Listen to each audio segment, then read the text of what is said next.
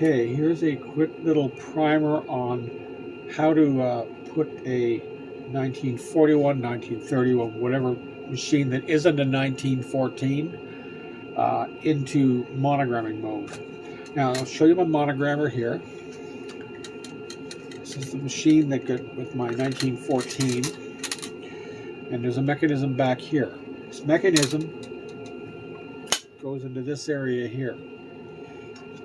Feed drops have to be, they're up right now, they have to be dropped, otherwise you're going to end up with a headache. And I don't have any of the feet attached here. It makes this easier to go under.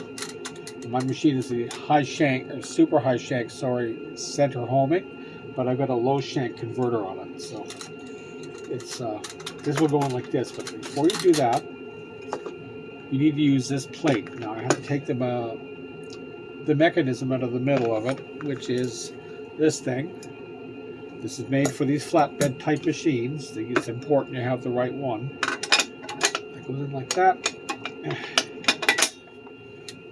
Now I've already got this set in there, so it's ready to roll. All it has to do is for this, take this out,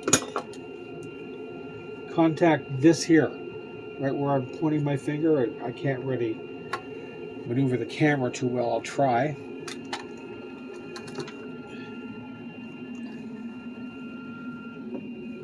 But if you see down here, there's a little mechanism in there.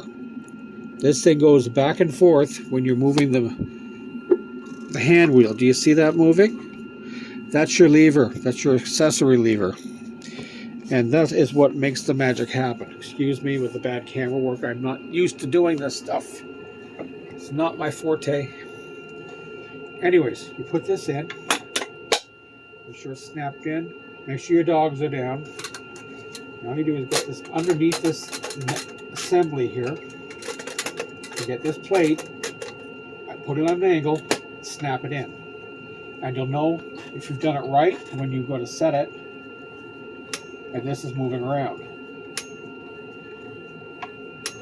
Now, I don't have it in there right, so you sometimes have to fiddle with it.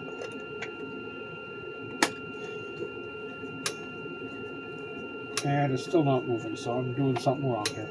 Give me a second. Make sure that this is turning all right. And then we'll go back down here again and make sure that we're connected correctly. They should go in, but as I said, it takes a little practice. All right, let's see if that's working.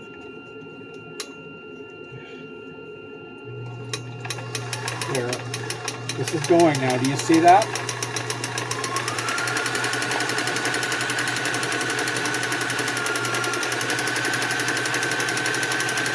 And it'll run through to the end of the cycle.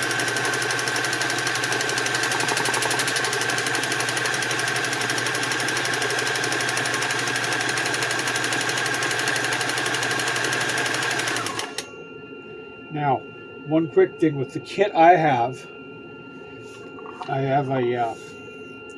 an extended doohickey. I know the name for it, just not coming to me right now. This is what happens when you get old.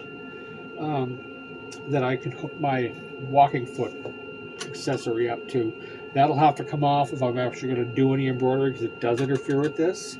The regular Kenmores don't have a big long stump like that, so it's not a problem. But with mine, I have to remove that to get it to work. But this will embroider just fine. I've tried it on my 1940 first, and it worked perfectly.